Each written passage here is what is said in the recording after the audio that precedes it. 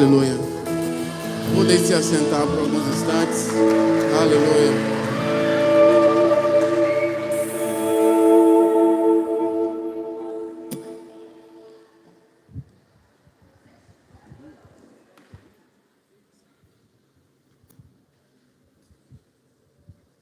Boa noite, deixa eu saudá-los mais uma vez. Quando começamos o culto, muitos de vocês ainda não estavam aqui.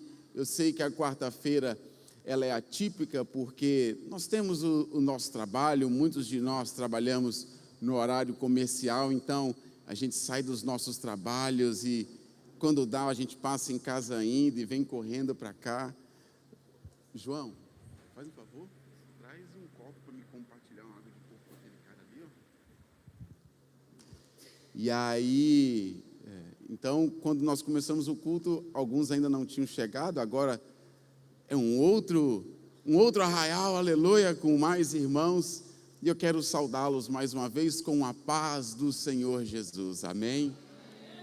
Eu quero também conhecer nesta noite, se alguém nos visita, nós temos visitantes, se você está vindo aqui a primeira vez, ou tem vindo as primeiras vezes aqui no Projeto Adoradores, eu vou te pedir para você levantar sua mão e segurar.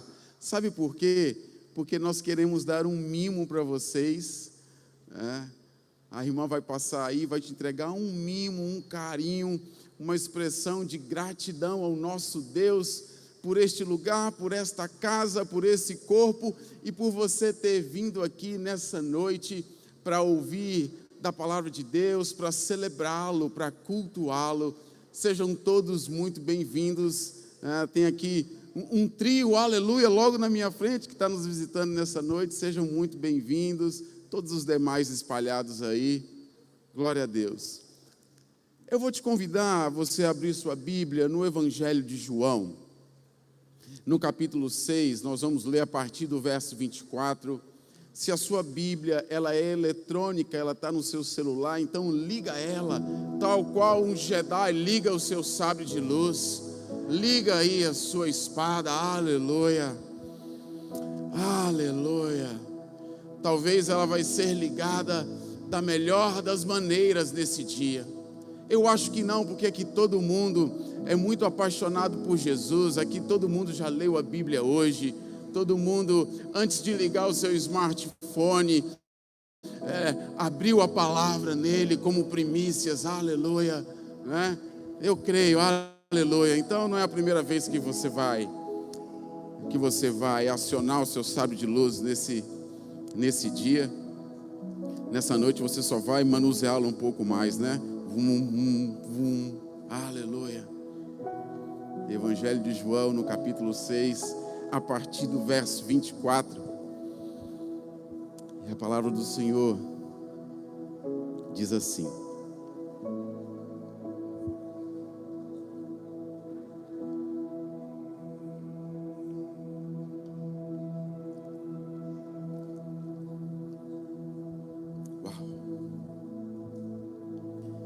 quando a multidão percebeu que nem Jesus, nem os discípulos estavam ali, entrou nos barcos e foi para Cafarnaum em busca de Jesus.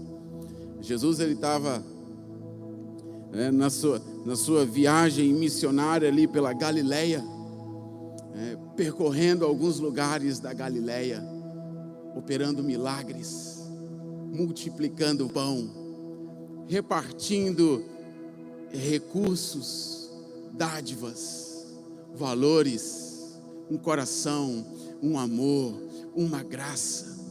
E grande era o número de pessoas que afluíam até aquele mestre de Nazaré e iam para ouvi-lo. E estes que chegavam até Jesus, eles eram tocados em suas necessidades. Os cegos passavam a enxergar, os surdos começavam a ouvir, os coxos, mancos, aleijados tomavam as suas marcas e de um pulo começavam a andar. E essa multidão ia até Jesus e por vezes ficavam horas ouvindo o seu sermão. E aqui nesse contexto, nessa passagem, Jesus está diante de uma demanda, de uma necessidade, porque a multidão é muito grande, é numerosa, mas Jesus se compadece deles, não quer despedi-los sem ter o que comer. E aí então acontece a primeira multiplicação dos pães, e isso deixa a multidão ainda mais animada, por que não dizer faminta, querendo mais. Quantos aqui querem mais de Jesus? Aleluia. Às vezes parece pegadinha, né, de pregador. Eu não vou levantar minha mão porque vai vir uma pegadinha. Não, mas nós queremos mais e devemos querer mais realmente do nosso mestre. Ele sempre tem mais e mais para nos dar. Eu não sei vocês, mas eu quero receber mais e mais de Jesus. Eu quero viver também mais e mais milagres de Jesus na minha vida. Quero também ser um instrumento nas mãos dele, quem sabe para operar sinais, maravilhas. Quantos querem também? Aleluia. Instrumentos nas mãos de Jesus. Certamente a multidão se animou ainda mais. Existe mais dessa fonte.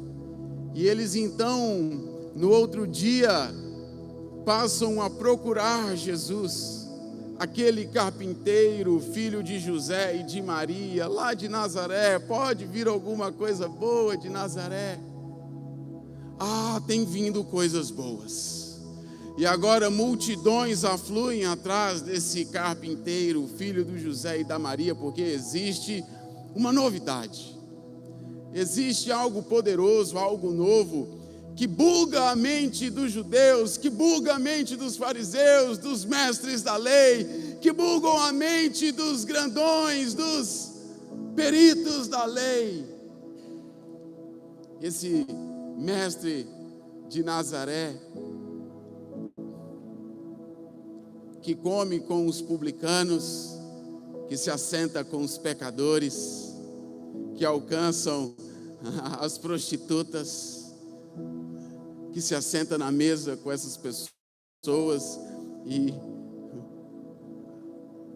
os fariseus, os mestres da lei estão bugados com esse homem de Nazaré, e a multidão começa a enxergar algo melhor e vai atrás de Jesus.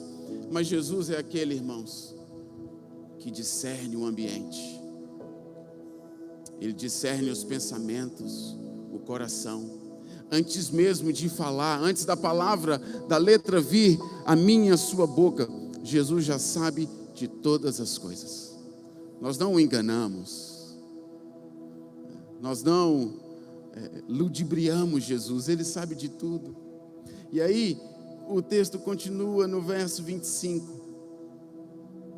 Depois de todo mundo procurar Jesus, agora estão procurando Jesus e não o encontram. E agora eles não só procuram, como não encontram, e saem de um lugar e vão para o outro atrás de Jesus.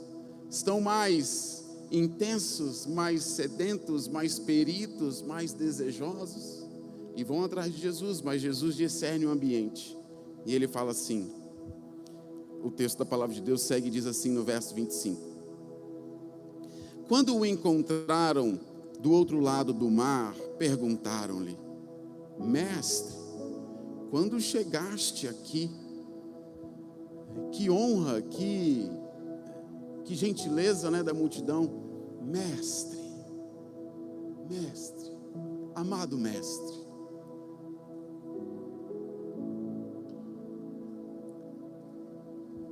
Meu Deus, está incrível essa água de coco aqui.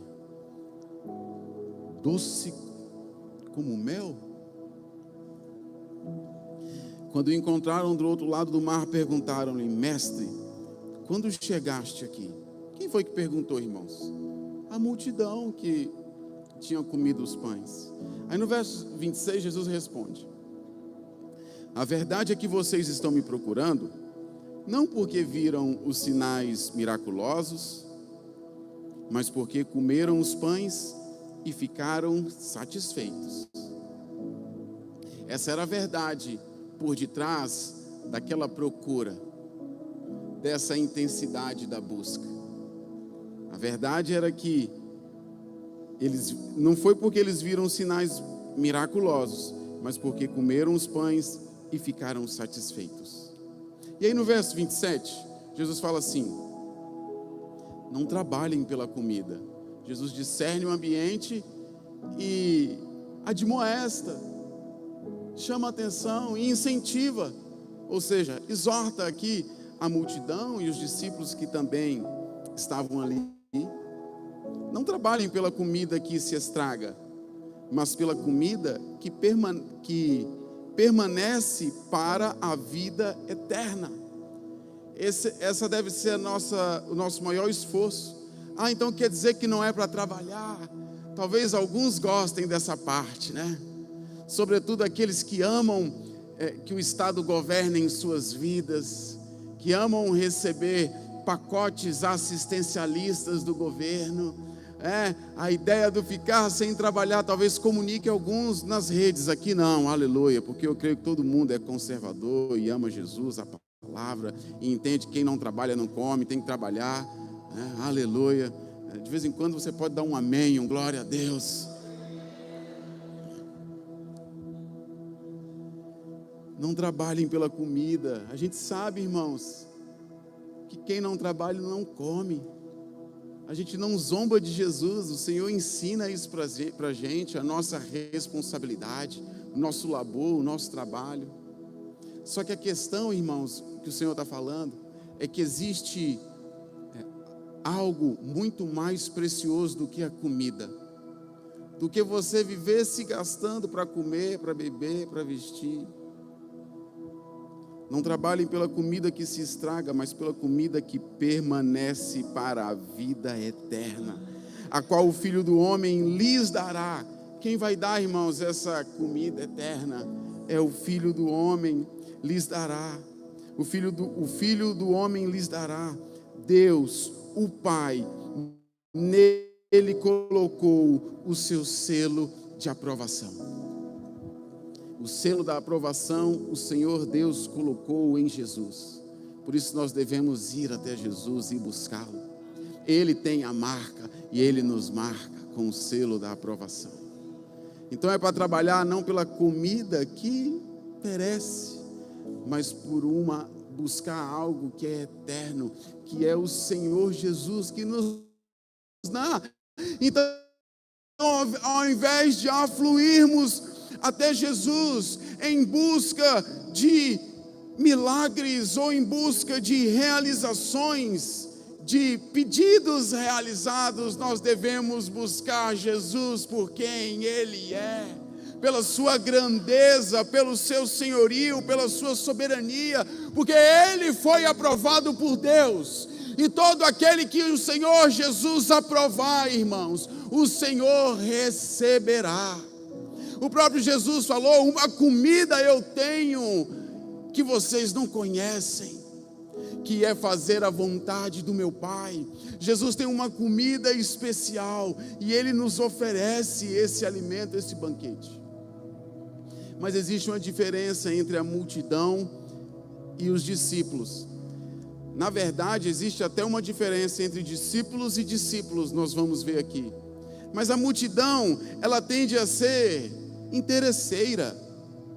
Querem usar Jesus apenas para suprir as suas necessidades. Comeram pão e agora queriam mais pães. Além de ouvir um bom sermão, eu tenho o banquete preparado no final. Percebe que é muito sorrateiro, irmãos, inverter a coisa. As pessoas irem para Jesus por interesse, por um milagre, não por Ele mesmo. Nós devemos desejar o Jesus da multiplicação, não a multiplicação do Jesus. Entende? E a gente vai ficando refém dessas coisas. Multiplicou, fez um milagre, algo sobrenatural, e agora eu quero mais disso. Mas chega uma hora, irmãos, que existe um novo nível. E o Senhor quer dar algo que é eterno e que é muito melhor. E ele fala assim, quando ele continua aqui no Evangelho de João, nesse mesmo capítulo 6, no verso 41, falando para a multidão, ele diz assim: com isso os judeus começaram a criticar Jesus, porque dissera: eu sou o pão que desceu do céu. Eu sou o pão que desceu do céu. E os judeus começam a criticar Jesus, porque eles queriam ali algo pronto, rápido, mais uma multiplicação, mais uma dádiva, mais uma assistência. Mas Jesus começa a demonstrar algo além, algo melhor. Mas esse algo além, esse algo melhor, ele exige um esforço de nós. Só que não é todo mundo que quer esse esforço. Então, quando é para passar para um próximo nível, um próximo estágio, a gente começa a criticar. Porque não é mais da forma como a gente está acostumado, ou da forma como nós gostaríamos que fosse, queremos que seja do nosso jeito. E aí a gente vai para Jesus consumir só aquilo que nos convém. A multidão segue Jesus, a multidão ela vai até Jesus apenas para suprir suas necessidades. Só consomem aquilo que lhes convém, mas quando são confrontados ou corrigidos, deixam de segui-lo. Começaram a criticar. Esses mesmos que foram procurar e não acharam Jesus, e agora eles se deslocam, pegam ali um barco, se esforçam para ir até Jesus, ao serem confrontados pelo Mestre, eles agora começam a criticar. E Jesus ele vai aprofundando o seu ensinamento e vai falando dessa comida e dessa bebida. Só que os discípulos também começam a ficar bugados.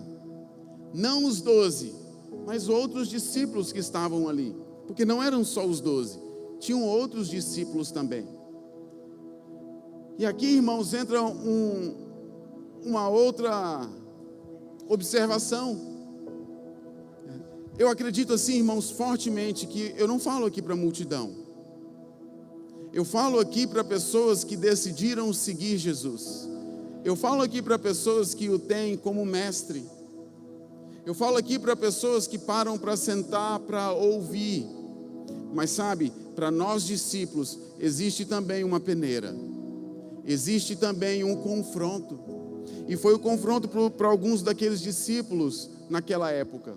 Porque quando Jesus começa a falar de comer da carne dele, de beber do sangue dele, esses caras com a mente ritualística, que os judeus eles têm muitos rituais, eles têm muitas orações, eles têm muitas leis, eles têm dentro do seu arcabouço ali de dogmas e doutrinas 613 regras para seguir e obedecer.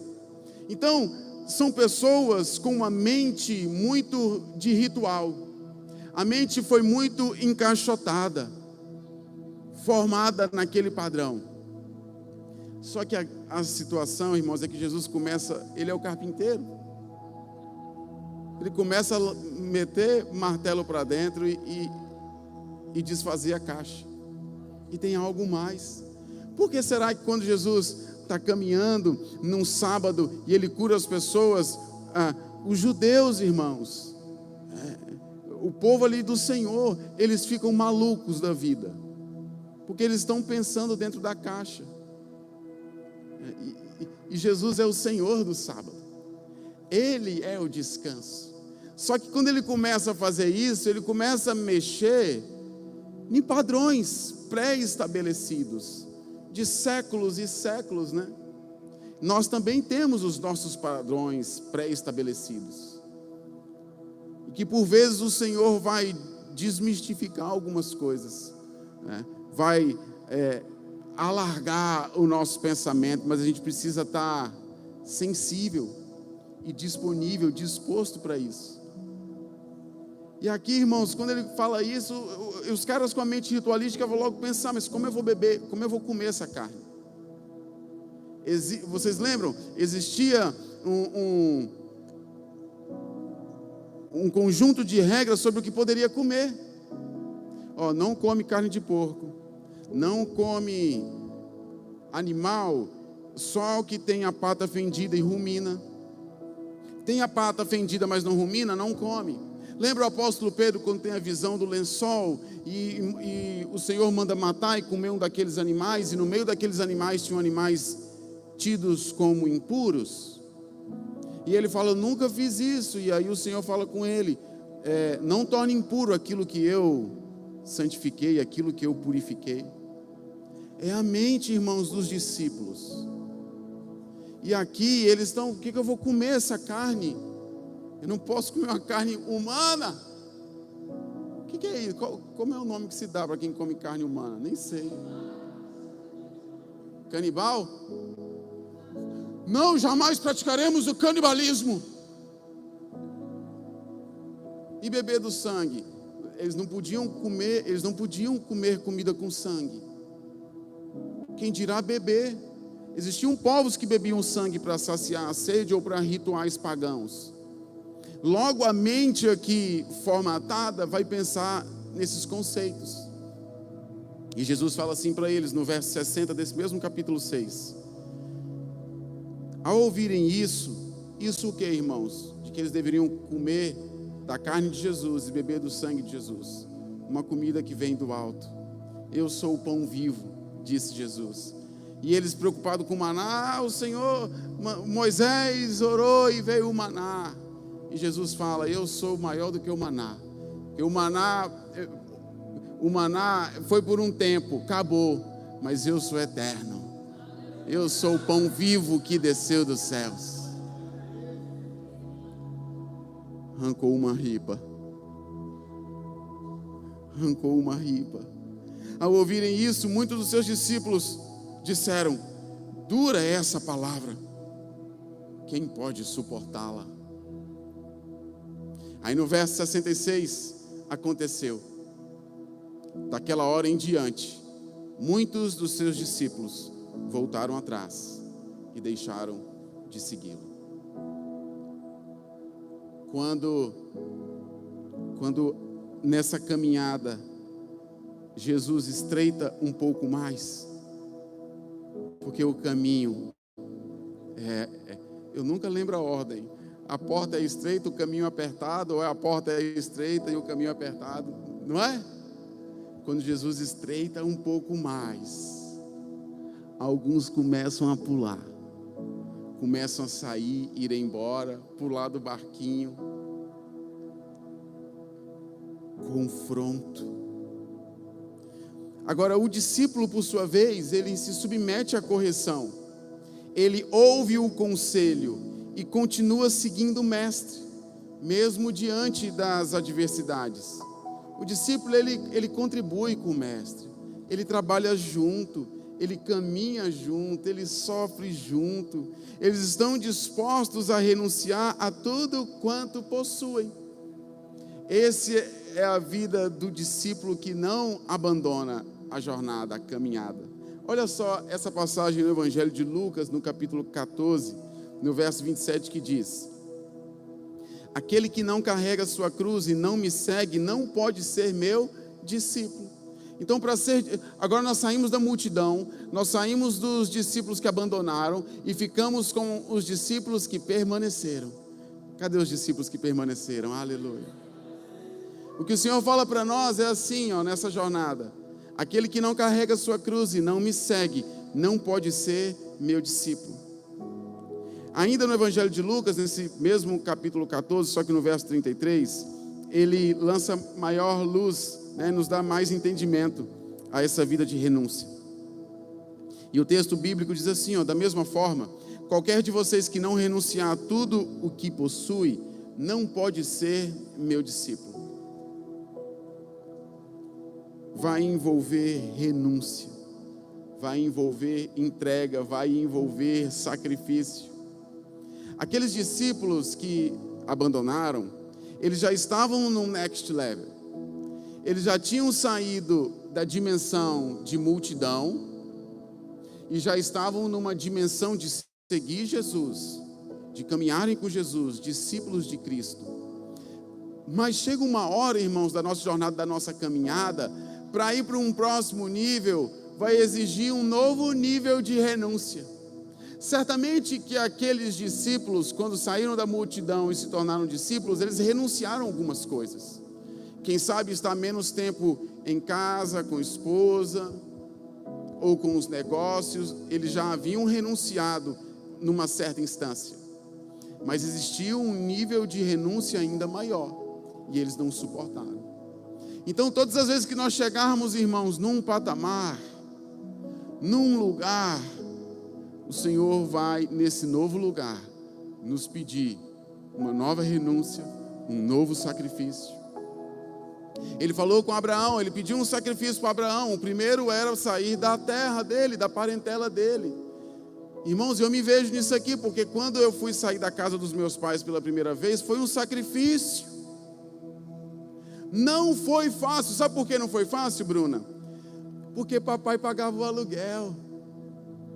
Papai pagava a conta de energia. Papai pagava a embasa. Fazia feira. Nájila, todo dia às 18h30, papai saía da empresa, passava no mercado e trazia o pão quentinho. Às vezes, quando abríamos o pão, ainda saía fumaça. De vez em quando ele ainda ia além, comprava geleia de mocotó. Essa a gente não entende, né, muito, mas era um mimo, assim, um negócio. Tudo bonitinho, arrumado. Mamãe colocava mesa, irmãos. Mamãe não era de... Não, mamãe colocava mesa pra gente. Manteiguinha, faquinha, tudo nos copinhos, suquinho já batido. Eita glória! De vez em quando eu vou chegar em casa, saio daqui do escritório, chego correndo em casa. Às vezes o horário está mais estreito, tem que levar os meninos na escola. Quando eu chego, a esposa ainda está ocupada, e aí eu vou ajudar a fazer o suco. Aí eu lembro que na casa de mamãe e de papai, o suco já estava na mesa. Comprar fruta, polpa de fruta e o refri. Eu tomava de manhã como se fosse água. Tudo arrumadinho, bonitinho, confortável. Abraão precisou passar pela primeira renúncia. É claro que naquela época o pessoal não era Nutella igual hoje, né, irmãos? Já tinha mais responsabilidade, mas ainda assim, está na casa de Terá, o pai de Abraão? Acho que é Terá. Está na casa de Terá, era bom. Nas tendas de Terá, com os animais de Terá, os funcionários de Terá. Ele era só o filho. Mas aí renúncia, sai desse lugar. Vai para uma terra que eu vou te mostrar. Irmãos, quando eu ouvi isso pela primeira vez, eu não sabia nem como fazer. Será que eu vou dar conta? Será que eu vou conseguir sustentar a minha casa? Era eu e minha esposa só, né? Será que eu vou conseguir pagar o aluguel, pagar a energia com esse salário? Isso? Será que eu vou dar conta? Pois bem, irmãos, eu só obedeci. Sai da casa do teu pai. E eu saí, irmãos, com uma cama e uma televisão, que era o que eu tinha no meu quarto. Eu só tinha um quarto. O resto era papai e mamãe que dava conta. Ah, mas e a mobília? E o chá de cozinha? E isso, aquilo, outro? Não teve nada disso. Só fomos. Comemos alguns dias, não sei se meses, vamos botar dias. Comemos alguns dias no descartável.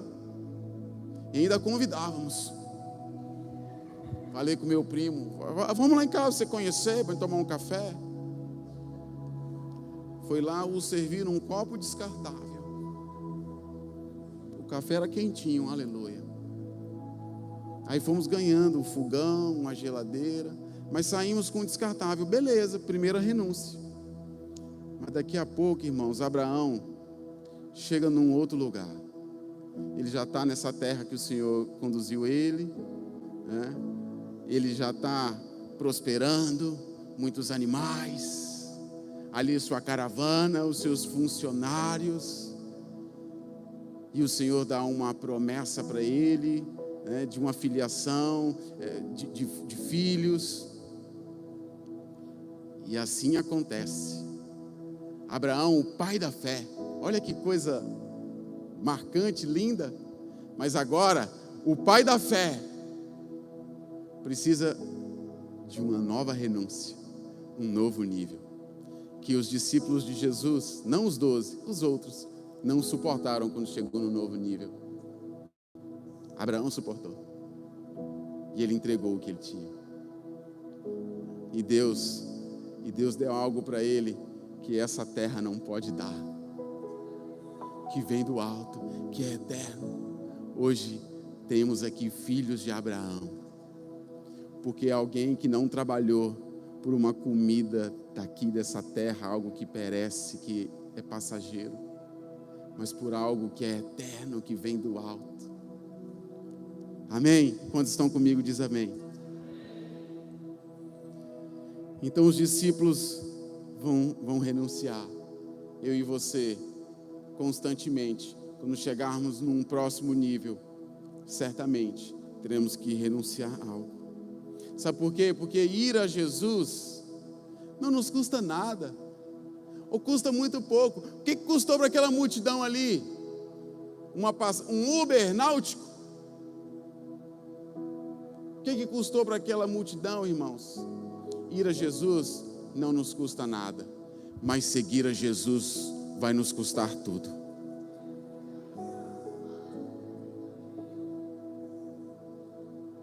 Ir a Jesus, irmãos, vai nos custar tudo. E estamos dispostos a renunciar tudo quanto possuímos, a abrir mão de todas as coisas, todo o conforto, todo o luxo. Chegou um jovem rico para Jesus: mestre, o que eu tenho que fazer para herdar a vida eterna? E Jesus fala para ele obedecer os mandamentos, e ele cita os mandamentos que ele obedece. E Jesus elogia ele, está procedendo bem. Mas faz o seguinte: vai e vende o que você tem e entrega tudo aos pobres. Isso não é uma doutrina, não quer dizer que nós vamos sair daqui agora, Rodrigo, e vamos vender tudo e dar aos pobres. Não é uma doutrina, era algo específico para aquele jovem. E o texto diz que Jesus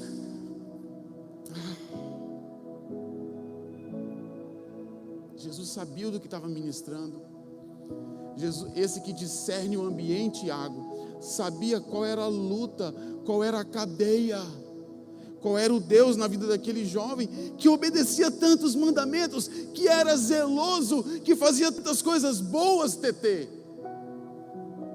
Mas ele chegou num novo nível, e era a vez daquele jovem, e Jesus se compadeceu dele.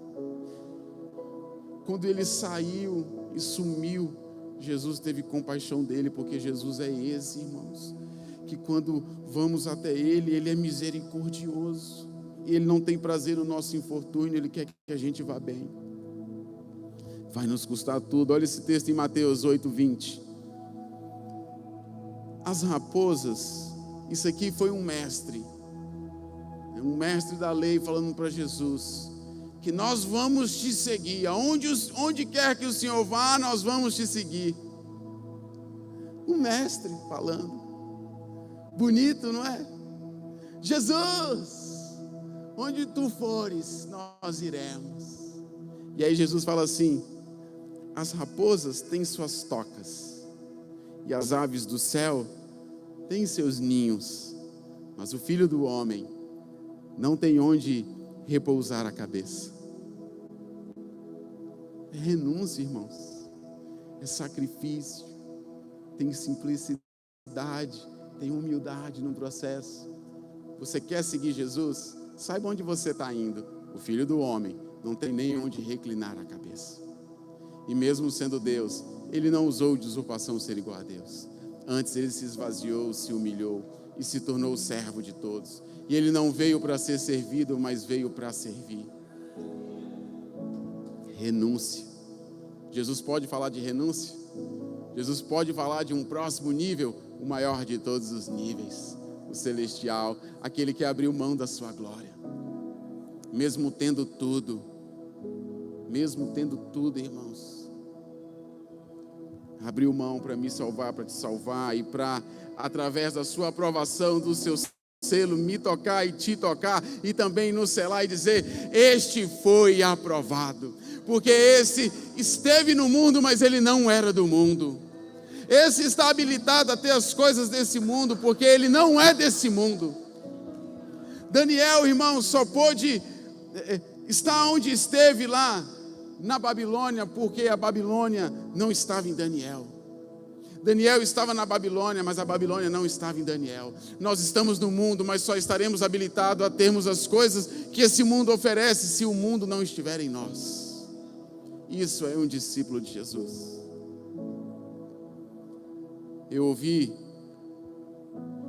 em alguns dias uma frase do apóstolo Luiz Hermínio, que ele disse assim: se o Espírito Santo não for sua prioridade, você está na fila dos pedintes, não na fila dos propósitos.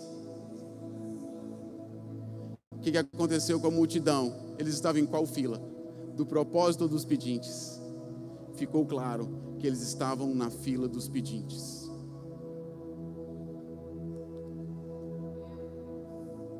Mas, irmãos, se o Espírito Santo não for a nossa prioridade, é Ele quem dá a vida. Se nós não irmos a Jesus com a prioridade de sermos cheios do Espírito Santo, não mais de doutrinas, só de conhecimento por conhecimento, mas de nos esvaziar de nós mesmos e de receber de Jesus o Espírito dele e deixar fazer do jeito dele. Se essa não for a prioridade, então nós vamos continuar na fila dos pedintes. Deus, se atenta para as minhas necessidades. Deus, multiplica o pão. E aí a gente vai orar, irmãos, pelo pão nosso de cada dia. Só que nós, por vezes, já temos uma mentalidade tão de pedinte, que ali, naquela provisão, no pão diário, a gente já quer orar para fazer provisão para o dia seguinte. Multiplica, Senhor, multiplica, Jesus. Quando o Senhor quer a nossa dependência todos os dias nele. Por isso que o maná não podia ser pego por outro dia. Você tinha que sair e pegar a porção do dia. Deus está nos ensinando, irmãos, a depender dele, a não buscar ele apenas pelos nossos interesses ou por aquilo que nos convém. Qual é a conveniência? Por que você tem buscado Jesus? Onde você tem gastado as suas lágrimas, as suas orações, o seu choro? É para que Deus mais uma vez se atente para as suas necessidades? As suas petições são mais uma vez para os seus próprios prazeres, para o seu próprio umbigo? E a palavra do Senhor nos adverte: pedis e não recebeis, porque pedis maus para os vossos próprios deleites. Você ainda está na fila de pedinte. Sai dessa fila, busca, tenha como prioridade uma vida cheia do Espírito Santo. Vai para o teu lugar secreto, fecha a porta, ora ao Senhor, se enche de mim, se enche do meu Espírito Santo. A minha graça lhe basta. Eu sou o pão, eu sou o vinho, eu sou o teu sustento. A gente precisa sair da fila do pedinte. Olha só o texto de João 6:27. Eu já li, eu quero repetir. Não trabalhem pela comida que se estraga. Vamos sair da fila do pedinte e parar de trabalhar pela comida que se estraga, mas pela comida que permanece para a vida eterna, a qual o Filho do Homem lhes dará. O Pai, nele colocou o seu selo de aprovação. Todo aquele que chega até Jesus, ele vai encontrar um alívio. Vinde a mim, vós todos que estáis cansados e sobrecarregados, e e eu vos aliviarei. Todo que chegou até Jesus, Faine, foi assistido por Ele. Alívio, alívio, irmãos.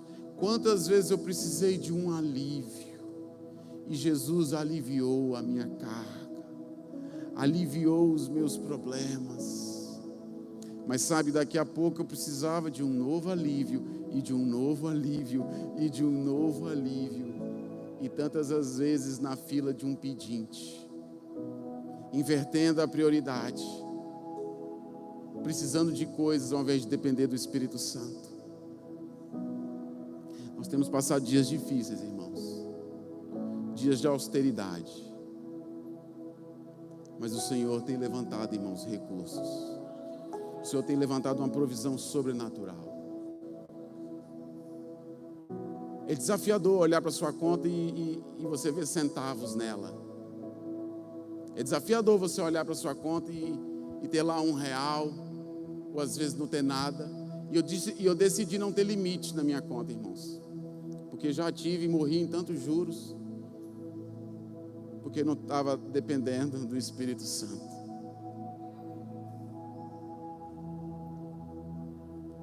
E aí chegar, aleluia, o que tem para hoje? Hoje tem aquele peixinho que nós compramos, aquele filé, e nós vamos comer, aleluia, glória a Deus. E para amanhã, Deus proverá. Até aqui teve o recurso, a partir de amanhã agora nós estamos pelo milagre. É bonito falar isso aqui agora, com um sorriso no rosto. Mas quem vê close não vê corre. Deus sabe. Deus sabe. Aperfeiçoamento, renúncia. Onde está o seu coração? A gente não precisa de mais coisas. A gente precisa do Espírito Santo, irmãos.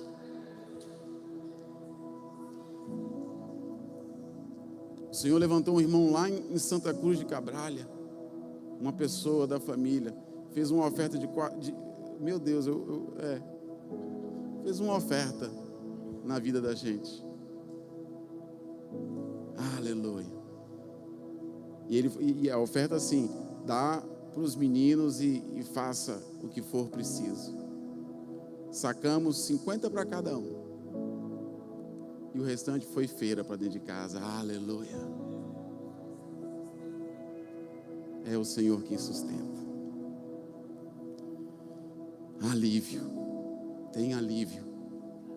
Qualquer um aqui, irmãos, nessa noite, que estiver passando por uma prova, uma necessidade, que estiver passando por um aperto, se achegar diante de Jesus, Ele vai dar o alívio. Quando as pessoas chegavam até Jesus, Ele não fazia uma sabatina para elas. Você é de que sinagoga? Quem é o seu mestre? E o seu bar mitzvah, você foi aprovado? E o seu isso, o seu aquilo outro? Como é que está isso? Como é que está aquilo outro? Isso, já foi batizado? Já isso, aquilo outro. Quando chegava nele, era alívio. Alívio, porque Deus amou o mundo de tal maneira que entregou o seu Filho. Deus ama, irmãos. Independe da nossa situação, independe se somos bons, merecedores, pecadores, se chegarmos, Douglas, para Jesus, Ele vai ter um alívio. Mas além, Taíto, do alívio, tem o descanso. E aqui é para os discípulos, para aqueles que caminham lado a lado, para aqueles que seguem Jesus. Porque esse mesmo texto que fala do alívio, vinde a mim, vós todos que estáis cansados, e eu vos aliviarei. E ele fala também assim, tomai meu jugo. Deixa eu chamar para cá o Ministério de Louvor. Tomai meu jugo e aprendei de mim. Como é que você aprende com Jesus? No jugo. Você está lado a lado com Jesus. Você está caminhando com Ele. Você está reclinando junto com Ele, onde não tem onde reclinar a cabeça. Você está caminhando com Ele, você está passando pelas provas juntos com Ele. Pelas adversidades você está junto com Jesus. e você está caminhando com Ele, você renunciou todas as coisas, você deixou os barcos, você deixou as redes e está seguindo Jesus. Tomai meu jugo e aprendei de mim, que sou manso e humilde, e encontrareis descanso. Um novo nível, um novo batismo de fé, uma nova graça no descanso. Eu quero encerrar com uma frase do pastor Arthur, da Igreja do Amor, e ele diz assim: o controle não está nas nossas mãos, precisa estar nas mãos de Deus. Se você quer viver uma nova dimensão, uma dimensão de descanso, o controle não pode estar na minha e na sua mão.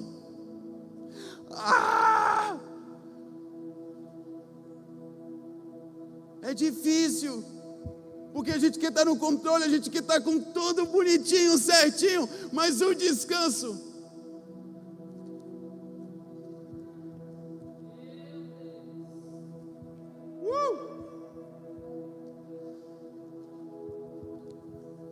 o descanso, irmãos, não está nas nossas mãos, não está no nosso controle, nas nossas estratégias. O descanso sempre estará nas mãos do grande eu sou, nas mãos de Deus. Enquanto você e eu tentarmos controlar, nós vamos nos cansar e estaremos sobrecarregados.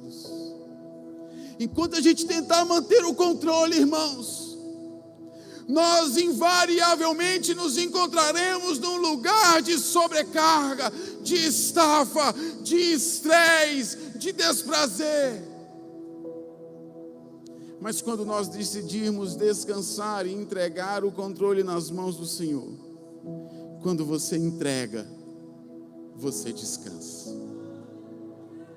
Pega essa no seu espírito, anota essa para você, para todas as vezes, assim como eu. Deus está me ministrando, irmãos. Talvez por tabela Ele esteja te ministrando também, mas primeiro Ele está me ministrando, irmãos, porque por vezes nós desejamos fazer coisas boas e sermos grandemente usados por Deus. Eu desejo ser grandemente usado por Deus, mas a gente só pode ser usado por Deus se nós não usarmos Ele.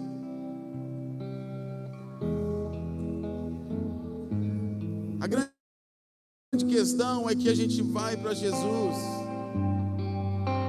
tentando manipular, tentando usar, sei lá, a unção. Não dá para usar Deus. Deus não quer usar homens vivos. Deus deseja usar homens mortos. Por isso nós precisamos nos esvaziar de nós mesmos, esvaziar das nossas convicções, das nossas axiologias.